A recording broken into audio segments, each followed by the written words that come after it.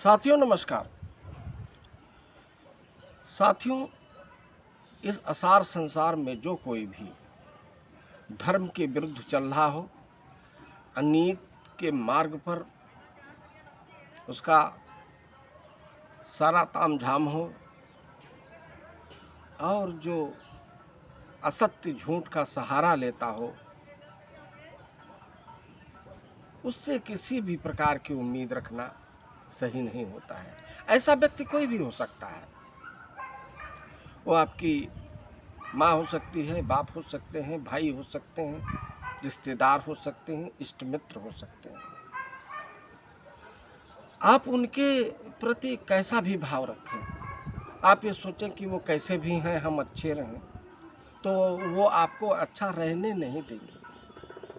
वो आपका उपहास करेंगे, वो आपके सरलता और अच्छाई को आपकी कमजोरी समझेंगे और वो आपके ऊपर हमलावर ही रहेंगे। सोचने की बात है। कहते हैं ना कि काटे ही पे कदली फरे, अकोटि जतन को सींच, और विनय न मान खगेश सुन, डांटे पे न नीच। आप सोचे ना कि दुर्योधन आज भी जिंदा है। आप कितना भी सोचें उनसे न्याय और धर्म और सत्य की अपेक्षा रखें, लेकिन वो इन सब बातों पर खरे नहीं उतरेंगे। वो स्वार्थपरता के से आकंठ डूबे हुए हैं। उनको सब कुछ स्वार्थमय दिखाई देता है। वो कुछ उसी प्रकार से कि जैसे कोई सावन में अंधा हो जाए तो 12 मास उसे सब हरा हरा ही दिखाई पड़ता है। आप देखिए ना, हमारे धर्म ग्रंथों में भी इस बात के बहुत सारे उदाहरण हैं।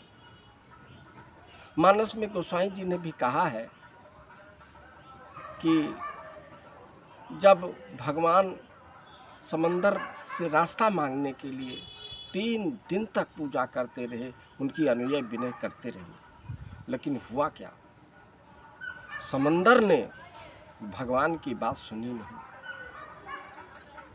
और जैसे ही भगवान धनुष बाण लेकर के तैयार हुए, समुद्र पर हमला करने के लिए तैयार हुए, समुद्र देवता के रूप में उनके समक्ष उपस्थित हुआ।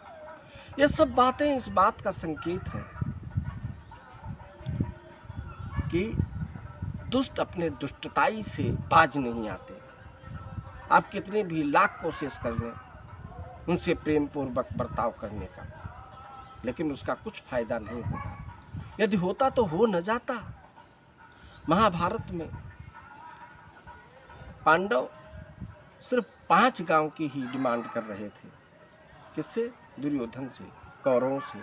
लेकिन हुआ क्या? दुर्योधन पांडव की कमजोरी समझता था कि वो कमजोर हैं, हमसे युद्ध नहीं कर सकते। दुर्योधन का जवाब क्या था? दुर्योधन का जवाब था कि कुछ भी हो जाए, बिना लड़े सुई की नोक के बराबर नहीं होगा। और पांडवों की मजबूरी थी, उनको युद्ध उनसे करना पड़ा। ये अलग बात है। महाभारत इस बात का भी संकेत है कि सत्यासत्य की लड़ाई में, महाभारत के धर्म युद्ध में न कोई जीता और न कोई हारा, सब हारे ही हारे। कैसे? न जीतने वाले के कोई रहा अच्छे तरीके से, बहुत सारे नष्ट हुए। हालांकि पांडवों के कुल के ही लोग राज किए, लेकिन बहुत कुछ खो करके। वो जीत ही क्या जो बहुत कुछ खो कर पाई जाए, लेकिन नहीं, संघर्ष जारी रखना है। धर्म और अधर्म के युद्ध में धर्म के लिए लड़ना शास्त्र का नियम है और हमें इसका पालन करना चाहिए। हमारी ये बात तमाम संदर्भों में सही है। हमने बहुत जगह पढ़ा है तो हमने पाया है कि ऐसे ही है। अन्याय के लिए लड़ना पड़ता है। अन्याय बिना लड़े पस्त नहीं होता। तो साथियों, इस बात के साथ और एक अपील के साथ कि मेरा चैनल नया है, इसे लाइक करें, कमेंट करें, शेयर करें और सब्सक्राइब करें। मैं अपनी बाणी को विराम देता हूँ। नमस्कार साथियों।